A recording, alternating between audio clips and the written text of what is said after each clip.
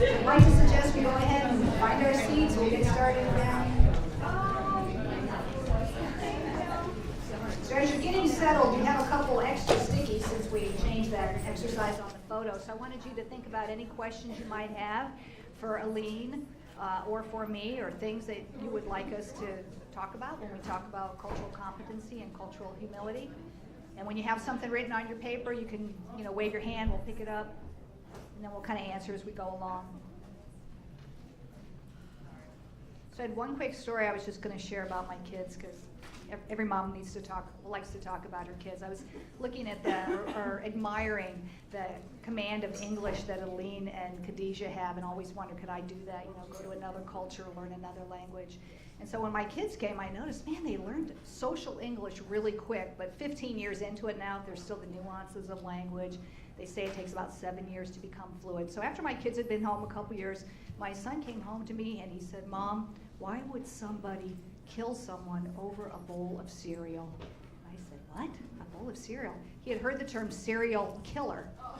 So he wondered why somebody would kill someone over a bowl of cereal. Anyway, so I have lots of interesting things as I saw them navigate the world, and I entered their world because they brought me to meeting all sorts of people in the community I'd never met before. We used to live in Colorado, big Latin community, so I met all sorts of people. So anyway, we're going to turn our attention back to culture. There is no single definition, so this is the one from the Disability Awareness Brief. The state of Vermont has a series of 6 disability awareness briefs, and one is around cultural competency. One is also around accessibility, and one is around universal design for learning. So you can find those on the VHCIP website, and I brought some copies of the Disability Awareness Brief back on the resource table that you can help yourself to. So simply stated, it's defined as behaviors, values, and beliefs shared by a group of people. And as we talked about earlier, each of us has our own culture, and we identify with lots of different cultural groups. Personally, I think one of the best ways to learn about cultural competency is sharing stories. They didn't really like my idea that we didn't do this kind of presentation, but everybody just sit around and tell each other their story. But we have an exercise that will allow us to do a little bit of that. So if you look in your folders, you're going to see this page that says Family Values Activity. And we're going to do a brief variation of this exercise, and then I'm going to, after we're done with it, I'm going to explain how you could do it as a larger group and how the full exercise would work. So this comes to us from Dr. Susan Yuan. She's the retired Associate Director of the University's Center on Disability and Community Inclusion at UVM. So what I'd like you to do is you're first going to work alone, and then you're going to partner up with a partner, someone you know, someone you don't know, it's your choice. But I want you to look at the list of values, and you'll see there's an other column. If you have a value that you don't see listed, you can put it there.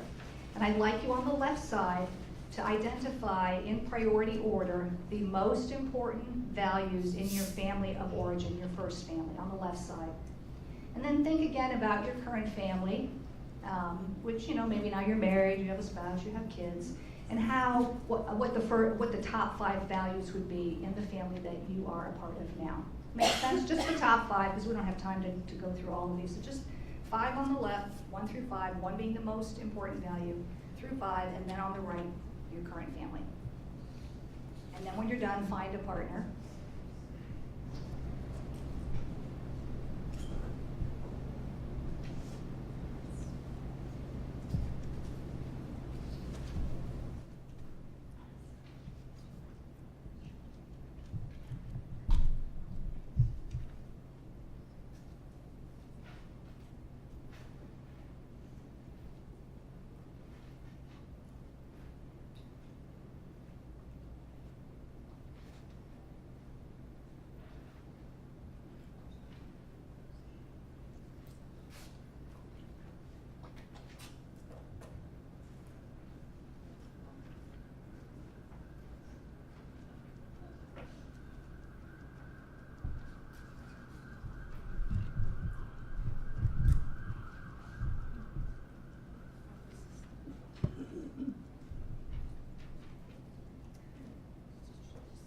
So when you're done, I want you to find a partner. And as much as you feel comfortable, I hope everybody will step out of their comfort zone a little bit. and share some information about why you have your number one on the left-hand side, and then maybe a story or two about why you have your number one on the right-hand side. So the idea is to share some stories, learn about each other's values, why you chose what you chose. Sharing as much as you feel comfortable sharing with a partner.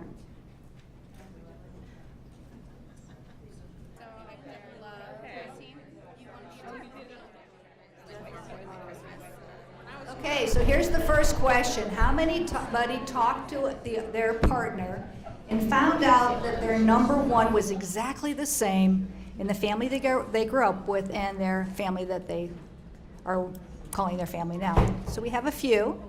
Okay. What was the value that was the same? Just curious, of the three that raised their hand. What was the number one? Love. Love, okay. And everybody else, it was something different? Okay, so what did somebody learn from their partner when you were sharing? Did you find any similarities in your stories or things you agreed on?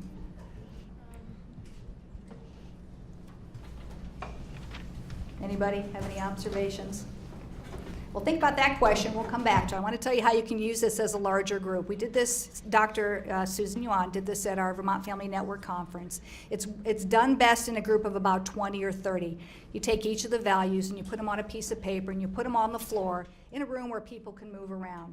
You have people prioritize all the values, and then you ask everybody to go to their number one. And so you see people standing on different placards.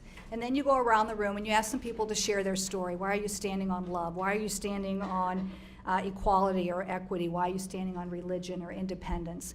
And then you ask people to go to their number two, you do some processing. And then you go to the current family, you do the contrasting.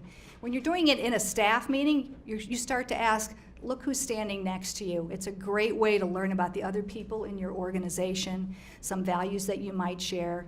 And at the end of the day, the whole point of the whole exercise is by checking in more and having a better sense of what our values are, we get a better understanding for what our own biases are. We all have biases, we all have prejudices. I'm always discovering new ones of my own, which is always surprising. So we have unconscious biases as well. So that's how you can use that as a full exercise if that's something that you might find helpful. What was the presenter's name? Her name is Dr. Susan Yuan, Y-U-A-N. She's really kind of a local treasure we have. She now is the president of an organization called Association for Successful Parenting, and it's an international organization that works to support parents who have disabilities, because that's a huge issue. Parents who have disabilities are much more frequently, have their kids taken from them and face some additional challenges. So this comes to us from the National Center for Cultural Competence out of Dartmouth. And it's an iceberg concept of culture, and I know this is probably difficult to read because the words are small. But just like an iceberg, the things that you can see, the top of an iceberg, the part that's sticking out of the water, you think about the old Titanic movie, the part that sticks out of the water isn't very much, and part of the iceberg is all the things underneath. So when you look at the things that are at the top of the iceberg, it's the way someone's dressed, their age, if you can even sometimes tell that, race, which is a social construct, it's what society says it is, ethnicity, some of those things I would say even above the line are sometimes kind of hard to tell. And if you look at the things below the line, body language, sense of self, notions of modesty, concepts of cleanliness, emotional response patterns, rules for social interaction, child rearing practices. I just sat in a meeting the other day with a family who's been here 10 years, and I made a suggestion, and through the interpreter the person says, well, I don't really know how you raise your children in America, but in Somalian culture, at 10 you're cooking and taking care of your siblings and everything else. So that's one of the biases that I have, is I think adjustment to a culture happens really quick, and people don't, everybody's different and adjusts very differently. So looking at the things that are below the line, does anybody have any stories they'd like to share in the course of their work where you developed a relationship with somebody, you built the trust, and you did get an understanding for how they felt about modesty, or just a different viewpoint, something that you didn't know before? Anybody have any good stories to share? No? All right, well, we can move forward. These are all the characteristics of culture. PCDC kind of asked us to review this list. You could go on and on. Everybody sees themselves as parts of lots of different groups. And the focus today, as you've probably guessed as we started off with our parent panel, is we're focusing on the intersection of disability and refugee status. We could have easily focused on any one of these other aspects. So there are a lot of cultural barriers, as we know. Aline and Khadija, talked about really having such different healthcare systems in different countries, so there's a natural mistrust and fear of treatment. My kids, for example, the police were not friendly people in Colombia. When you needed help, you didn't go to the police. The police were more likely to hurt you. So just having that understanding. There's very many different alternative ideas about disability, illness, and health. Khadija said in yesterday's panel, she said that when an illness happens, that they frequently turn to the Quran. They will say prayers. There's a lot of, and that's true in other cultures as well. We know for a fact that people who have English as English language learners or limited English proficiency, a lot of medical errors happen as a result of that. I don't know if anybody saw in May, a new study came out. If you Google it, you'll find it, that the third leading cause of death in the United States is, anybody see that in May? Who said it? Medical errors. And I guess it's been known all along, but it's the way we look at the data. So you can only imagine that when there's communication challenges, it gets intensified. There's definitely access barriers. Kim and Ash talked about that. And there's a lot of additional barriers that a refugee faces. So I have a couple of videos here.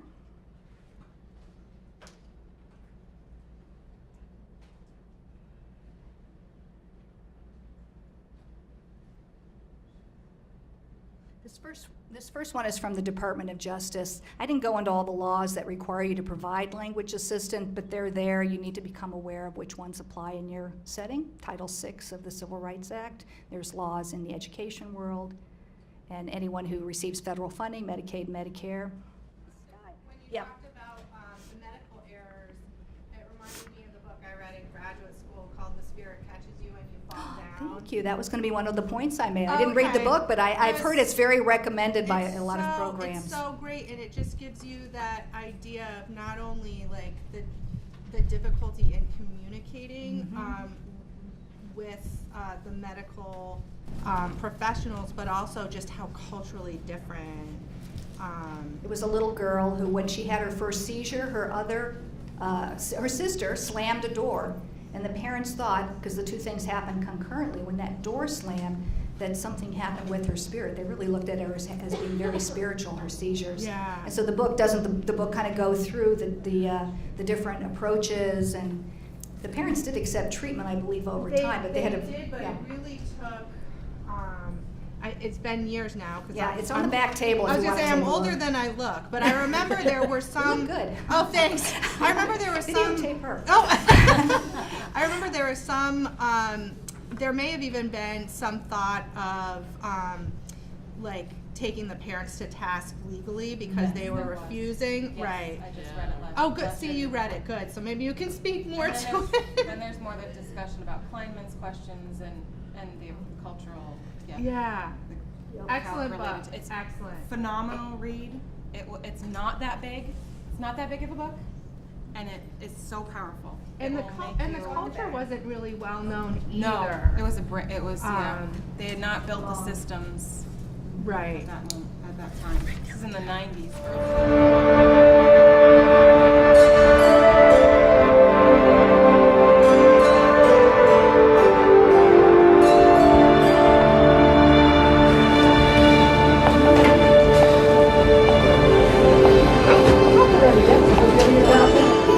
Tôi bị đau cổ tay, tôi bị té từ đau cổ tay. Can I help you? Trời đau quá. Do you speak English? English? English? No English. Do you have anyone with you who could translate for you? This patient is in pain. He hardly speaks English, and I can't even get a basic medical history from him. Got any ideas? Well, there's Boon Tan, our computer technician. She speaks an Asian language, but I'm not sure which one. Why don't I page her and see if she can help us out here?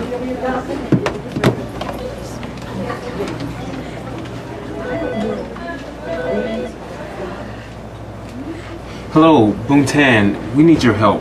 We have a patient here who speaks an Asian language, but we're not sure which one. What language do you speak? I speak Thai. Can you ask him what language he speaks and what his name is? Alo, cổ tay tôi bị đau quá. สวัสดีค่ะ คุณช่วยอะไรคะ Tôi cần sự giúp đỡ. Càng lúc càng đau thêm.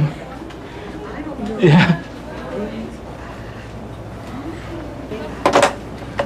Isn't Ms. Lei Vietnamese? Yes, but she left for the day. Now let's see what happens when competent language assistance is provided. Tôi bị đau cổ tay. Tôi bị té từ đau cổ tay. Can I help you? Trời đau quá. Do you speak English? English? English? No, no English. Sir, which one of these do you speak?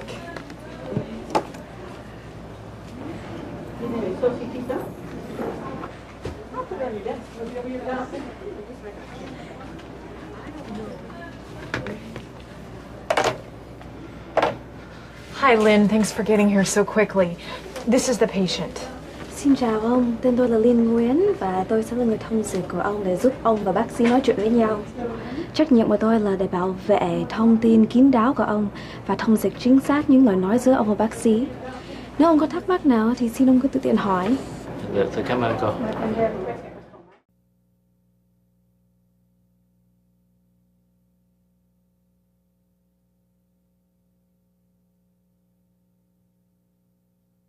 Ring around the roses, a pocket full of posies. Ashes, ashes, we all fall.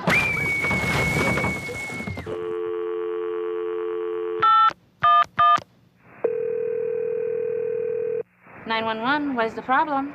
¡Vengan rápido! ¡Auxilio! El piso se rompió. Mi nieta, mi nenita está herida, sangrando. Do you speak English? Inglés no. No. Mi nieta se cayó a través del piso. Vivimos en la calle 9, número 529. I am not getting an address. Are you using a cell phone? What is your address? Addresso. I need addresso. ¿Qué es adreso? I don't understand. Speak English. Is there someone there that speaks English? Can someone help me here? Does anyone speak Spanish? Mi nieta está herida, sangrando. ¿Me entiende? I'm sorry, no Spanish, English. Call back with... I'm sorry, I don't know what to do. Please call back with someone who speaks English. I'm sure that wasn't the video I was going to show, but that's a good point too. Because it happens in Vermont. I've talked to some of the police chiefs.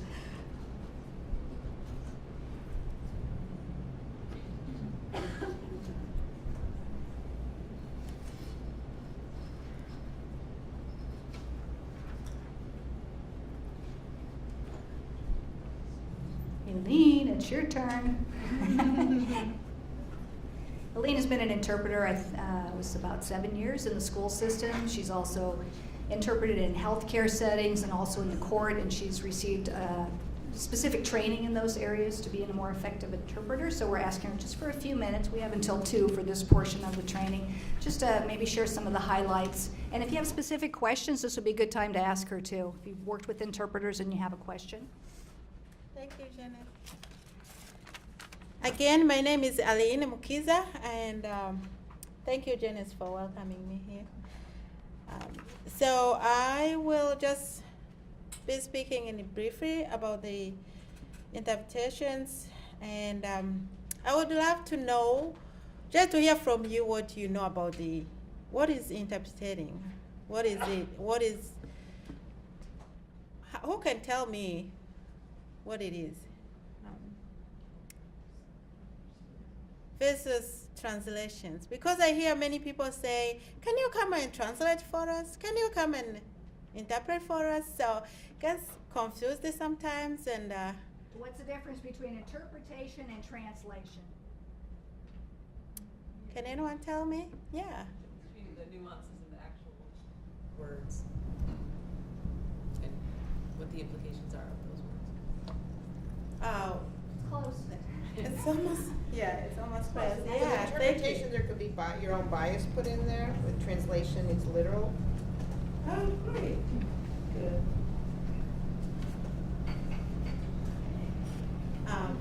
Do you want to try?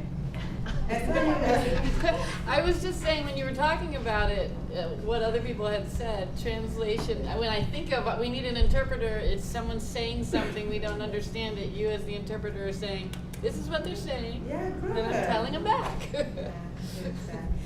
So what do we know, like when we say, I want an interpreter, I want someone who can convert this language into the other language, just in a spoken way. Spoken to spoken. But when we say translator, it means someone who is coming to change the document into that spoken language. But it's not something that you can speak just face by face, but it's something that you translate is word by word. So when you say translator, it means you are coming to change a word. I mean, writing a word. So it's a whole different skill set for a translator than an interpreter. Yes, yeah. Written versus spoken. So the reason why I'm here, I'm not going to train you about this kind of stuff, but I wanted just you to know what is the differences and what the guidelines on how to use the interpreters and translators. First of all, the interpreter is someone who is, Jen spoken something like Jen. Oh, I know your name there. So the interpreter is someone who is sometimes works as a cultural broker, as I said, and Jen has explained this before. So the cultural broker is someone who knows the culture of that person, like a client. So I'm actually, when I'm there to interpret, I'm on, I have two different jobs. I'm a cultural broker at the same time as an interpreter, that I know why this person is thinking the way they feel. For example, I usually like to give the stories and examples. It might happen, for example, maybe we're in the room, and as a patient and a provider, you are expecting me to interpret everything as it says. But the client is a kind of talking behind the scene, telling me something that you don't even know, right? And we are speaking in our own language. You can't even know what we are talking. But knowing this is a value and beliefs, the client tells me, don't tell the doctor. Don't speak to the doctor because this is a confidential. I said, well, this is not how it should. I'm a professional interpreter, and I say, well, this is not how it should work. I have to speak everything you say so that we have the transparency between the scenarios in there. But it happened one day, the client was telling me, you know what, whenever I come here, they always give me the pills, just like medications. But I really prefer, do you think I'm going to be, I'm not going to be treated well. I'm not going to be cured by these pills. I said, why? I knew why he's thinking like that. I was like, in our country, we don't use pills. Usually when I go there, we prefer a shot. You know what I mean? So it's like, okay, I remember now. So when you prescribe a client, go take pills for many days and you don't see any improvement, then he or she prefers a shot. Whatever happened, whatever the reasons, if you give him or her a shot, then they will say, oh, I'm now cured. I'm treated well. Has it happened to you when you prescribe medication to the client and then tomorrow the client comes back with the same problem which you already treated, right? And you feel like, did you take the medication? I say, yes, every day. But what about if you change with the shot? She will say, or he will say, oh yeah, this is really, and you will see some changes. of course, yeah. So those are some, the cultural thing. Or they say, I didn't eat, my child doesn't eat anything. But don't mean that they didn't eat anything. Because sometimes they don't eat, maybe we like to eat, who have fufu, ugali? Have you heard that word before? So for example, maybe my child doesn't eat ugali in Swahili. It's a Swahili, which means a cornbread with fish. So if my child doesn't eat a cornbread with fish, then, oh, my child doesn't eat. My child doesn't eat. And you ask the client, really? The child doesn't eat? How does he or she survive? Say, he doesn't eat. I tried my best, but they eat the other food different from what they expected their children to eat. That's what we call the interpreters as a cultural broker. Sometimes I say, okay, as an interpreter, I want to interrupt you. So that means I'm a professional when I say like that. But how can you know that I'm a professional interpreter or not? Sometimes you keep talking with the high register English, with jargons and, but and you know that the interpreter didn't understand what you said, but the interpreter just interpret without even asking for the clarification. So that means the interpreter didn't translate or interpret the word accurately when when he or she doesn't ask the question for the clarification. So that's the other role, the interpreter as a clarifier. I have to ask you if I don't understand. Can you explain this word? Because there's some terminologies, especially medical terminologies, are very high, hard to understand and know. But I have to ask you so that I can explain it to this client in a good way. The other thing is the interpreter as an advocate. So I advocate for my clients sometime, but this is rare. I have to call this shows the professional interpreter though. But I speak on behalf of the patient when something went wrong. For example, maybe I was there and the client told you to treat him or her this way, but he wasn't given this way. He wasn't treated this way.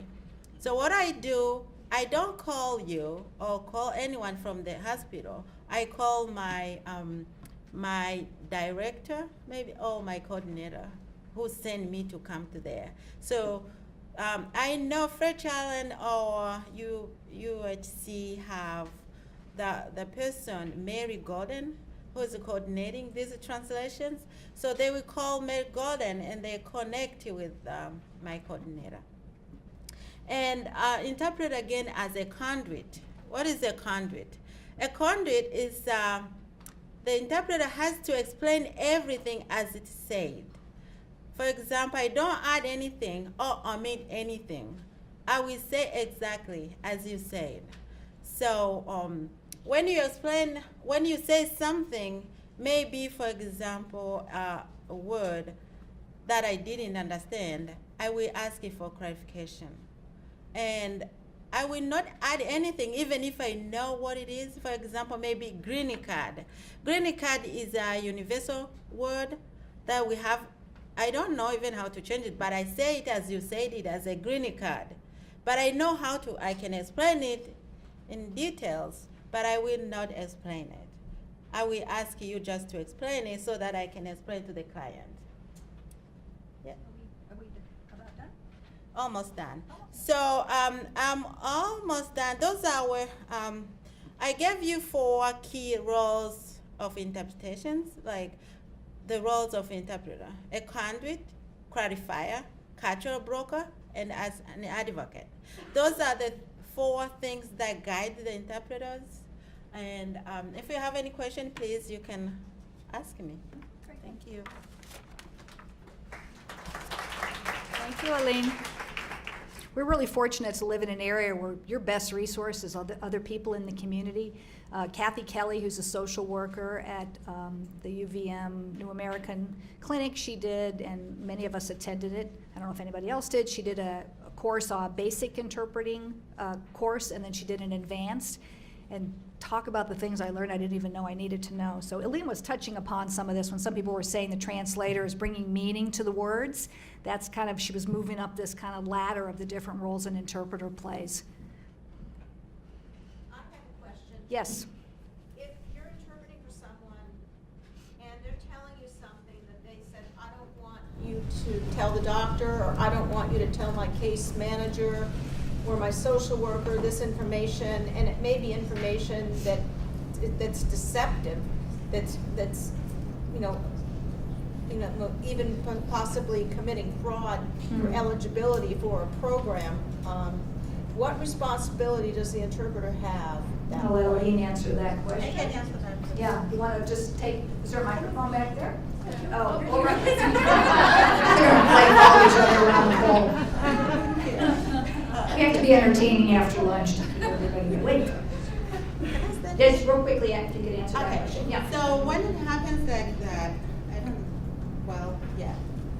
Hold it close enough to your... The professional interpreter is someone who interprets everything. As I said, is a conduit. That means you don't have to add anything or omit anything. So the professional interpreter will explain everything said there. But, well, I think I don't have enough time, but it's like when as an interpreter say, please, I will not tell you when the client told me why you are not there.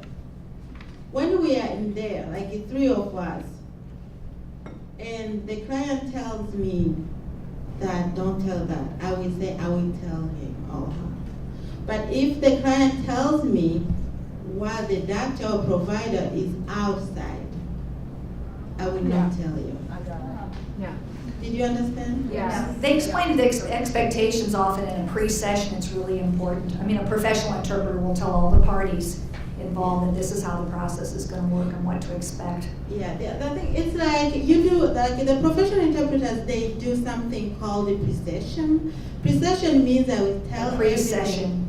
Yes, yep. The way I'm going to interpret. I will say, I will interpret in this kind of language, maybe Swahili or French, and then everything will be confidential. I will explain everything as it's said in there. Even saying interpretation is word for word is a little bit misleading because you have to bring meaning to those words. I went to a thing they had at Winooski Elementary School for New Americans, and there was somebody talking about some things, and he used the word libel. So I was watching the interpreter, and he spoke in Nepali, and he said the word libel. I went out and talked to him afterwards. How do you describe that to people? You know, the world of insurance when you're from another country. So, okay, we're going to breeze through these next few slides. So there's lots of laws that require you to make people aware that they have the right to ask for an interpreter. A lot of New Americans, I'd say, don't know that that's their right to ask, so they should know it. You should provide the help people need. In the most recent Healthcare Reform Act, that was reiterated, the legal need for that. This is a slide that just shows minority populations in Vermont, because I used to think in Vermont all minority populations were here in Chittenden, but the truth is the vast majority of Hispanic people are outside of Chittenden. Wanted to share too that we're on the upswing, even though we are still one of the whitest states in the country, that it's about probably higher than 6% of our population. It's hard because our last census was in 2010. But just to give you some data points, in 1990, our estimated racial and ethnic minority population was 2%. By 2007, it was 4%. By 2010, it was 6%. So 2/3 of the Hispanic population live outside of Chittenden County, just point of interest. This is a picture from our annual conference. We were pleased to welcome some members of the New American community. Few quick statistics. Since 1989, that was the year statistics started to be kept, we have welcomed in Vermont 6,700 refugees. It's about 325 to 350 people per year. And you may have heard in the news that we're considering welcoming 100 Syrian refugees to Rutland. That decision, I think, is going to be made in July. Largest groups resettled in Vermont are Bosnians, followed by Bhutanese, Nepali, Vietnamese, and Somali. In Vermont, the organization that resettles refugees is the Vermont Refugee Resettlement Program, or VRRP, and they're also a source of interpreters. Andrea Green was recently quoted as saying she considers all children of refugees to have special health care needs because of everything they've gone through. There's a lot of first-person account stories at the Vermont Vermont Folk Life Museum. They're in Middlebury, so if you want to read some first-person accounts and photos, it's on their website. A lot of refugees, as we know, have suffered from trauma, post-traumatic stress. We have an organization called Connecting Cultures, and they work with a lot of victims of torture. They help families, they help provide some services and help in the school. So, cultural competency, humility. I'm not going to bore you with the next few slides. This is all the definition from the disability brief, but I'd like to hear you talk. So I told you I just had heard the word cultural humility rather recently as I started to prepare for this presentation. So who can give me a definition of what you think it means to be culturally competent? I want you to think about the work that you do on a daily basis in your job. So anybody want to start us off? And you can use some of the ideas from the next few slides. Maybe give some examples in your own words. Anybody? To be competent? What do you need to be competent? Here we go, over here.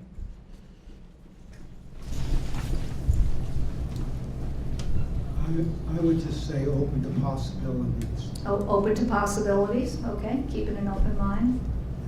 Maybe learning a little bit about someone's culture. Have people done that sort of thing? How do you go about doing that? If you have a client maybe from a culture you've never worked with before, what have you done to learn about those? Ask the client. Yeah. Ask the Kleiman questions. Ask the Kleiman questions. I have a slide on that. Very good. We'll get to that. There's a very well-known researcher. I guess he's is he a sociologist or anthropologist? Yeah. There's certain questions you can ask people to ask them what they think about the illness, what they think caused it, what they think the progression might be. What other things make you competent in your job? Culturally competent. Treat every patient or every client or your friends or family as a unique individual with, like we've talked about, that everybody has a culture, and to truly sit and listen to their story and in a non-threatening environment with just a welcoming personality and presence. It truly is very powerful. So when cultural competency first started getting talked about, it was in the 1990s, so it's been talked about for a long time. But as soon as people started talking about cultural competency, it somehow got diluted down into the do's and don'ts. Do this with someone from this culture. Don't do that. Do this. Don't do that. And people started to think it was having some negative consequences, because what happens when you get to do's and don'ts and you're in a really quick, fast-paced, managed care environment when you only have much time to meet with patients, is you start to stereotype and you start to make mistakes and you don't do what you just said. You don't take that time. So that's where cultural humility came about. So who would like to take just, even if you've never heard the word, what do you think it would mean to be humble when thinking about someone's culture? Oh, there we go.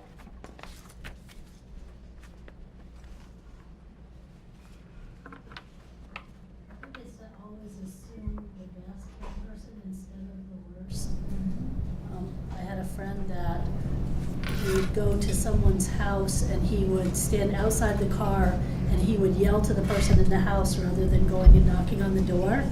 And in our culture, that means if someone is standing out in your driveway yelling at you, that would be assumed to be a threat. In their culture, there were no windows. He was from Jamaica, and so that's how they would let someone know that they were there. So assuming the best and not assuming the worst. Assuming best intentions. Other thoughts on what it means to be more humble when you're thinking about how to be more culturally aware and competent in your jobs?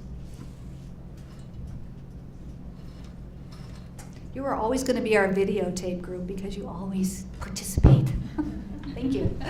I think just not to assume anything, even if you've met multiple people from a certain culture, to think that everything about them is the same. Yeah.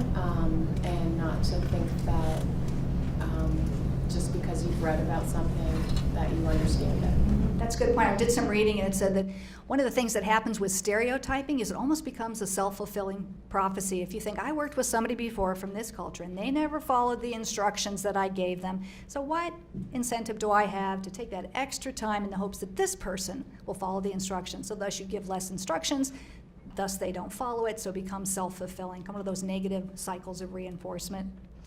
Other readings on cultural humility, it's really the lifelong commitment. Oh, here we go. Excellent. Like in all of our work, come from a strength-based perspective because just because somebody doesn't speak English, for example, they may speak 5 other languages. They may have advanced degrees from their own country, which don't always equate to a lot here, but there's a lot of history in life and everything that goes with it. And also, we acknowledge our own mistakes. We make them every day. I think that we find out we're human and it's okay to be that and acknowledge it. I think that honors the person too. So. Just one other aspect of cultural humility is recognizing the inherent power imbalances. The professions you're in, you have a lot of power. I go to school meetings sometimes or health meetings with families and the whole table is filled with professional and there's the family, even if they have 1 or 2 interpreters or people from their community. So how do you even out that power imbalance so everybody does have a trusting relationship? So I'm going to fast forward a few slides here because we're running out of time. Very quickly, we're doing all of this to eliminate the long-standing disparities and inequities. They've done studies where people walk into an emergency room and they track how long it takes for them to get pain medication. And there's differences for racial and ethnic groups. There are also differences with racial and ethnic groups with regard to certain protocols for treatment. So they look at people who have gotten certain types of cancer. Then they look and say, okay, what was the patient told is the protocol for treating that type of cancer? And there are differences. So I'm not the expert in talking about all of that, but easily Googled and you could come upon all sorts of different studies about that. This was what, I didn't get your name in the front, but she mentioned the Kleinman questions. And this is, you can find this on one of the Vermont Department of Health's, but if you wanted to be more culturally humble, these are the types of questions you could be asking the patient that you're working with. What do you call the problem? What do you think caused it? What course do you expect it to take? Because I think Lean made a really good point of saying you can interpret a word exactly, but that word has such different meaning. I was in a meeting yesterday and one of the parts of the plan was for the family to supervise their children. I said, so what does supervise mean? We had like a 20-minute discussion on that because there's real cultural differences in what it means to supervise your children, our culture versus their culture. So lots of questions. It's on my handout in the back of the room that you could pick up. There is a self-assessment checklist in your folders. Hopefully you take some time, maybe when you get back, to take a look at that. It will give you an idea of all sorts of other aspects of cultural competency. The CLAS Standards, the first CLAS Standards came about in 2000 from the U.S. Department of Health and Human Services, Office of Minority Health. The go-to place to really learn about these standards is the Think Cultural Health websites. Cultural competency is now a component in most accreditation processes. Has anybody here had to take a cultural competency class or get credits to become accredited for social work, nursing? Show of hands. Okay. So if you go to the Think Cultural Health website, there are e-learning programs for doctors, for nurses, nurse practitioners, social workers, where you can earn credits on this topic. So that might be something of interest. There are 15 standards in total. The overriding standard, so if you do all the other 14 standards, you're going to achieve the principal standard, which is to provide effective, equitable, understandable, and respectful quality care and services that are responsive to diverse cultural health beliefs and practices, preferred languages, health literacy, and other communication needs. And Sky and the GSMA team are going to talk about those other communication needs. So you've seen we focused a lot on the New American Community and the language interpretation, but these standards are much beyond that. There are standards in different themes, leadership-focused standards, the communication and language assistance standards, we've kind of talked about the legal need to do all of that. And then there's the last set of standards. And I don't think I'll spend some time, but you can look at those. There's one standard around making sure your workforce is diverse as the population you serve. And up until recently, I couldn't say that was true with our workforce. So it's just something maybe to take a look at. Okay, so this is just going to be a real quick pass through of some resources. I already told you I think your best resources are the other people in the community. One strategy we use at VFN, just throwing it out there for what it's worth, we used to try to take field trips and go visit people, and it just became difficult to do that. So what we do is we invite organizations to come in and talk with us. So we've had VRP come in, we have had the Associations of Africans living in Vermont. We just had Outright Vermont came in because we were getting more and more calls from parents of transgender youth who were getting bullied and harassed in school. So we felt like we needed to educate ourselves. So just a strategy, we invite people in to really learn more. So this is one resource. I brought a sample in the back. You can go online and download this. It's Vermont specific, cultural competency for healthcare providers, and there's a chapter on many different new American communities. There's a chapter for seniors, a chapter for LGBTQI, a chapter about women, migrant farm workers, so you might want to check that out. A tool shared by Andrea Green is a provider, oops, no, sorry, this is not the right one. These are things that are on the Vermont Department of Health. There's a provider toolkit, and there's many, many different topics on there. There are quick tips for working with people from other cultures that had those questions that I showed, and then on the other side there is some information on things like eye contact and, don't pat a child on the head. In some cultures that's not considered appropriate. So those types of handouts are on the back. There's also translated fact sheets. So translation seems complicated. I'm just trying to figure out who to use and how do you make it go back and forth, and you don't have any of the right kind of printing to actually print documents. So finding something that's already been translated can save you a ton of time, I think. So if you go, there's translated fact sheets on the Vermont site, and just knowing that other states have translated things, you might find something that's helpful that somebody else has already made available.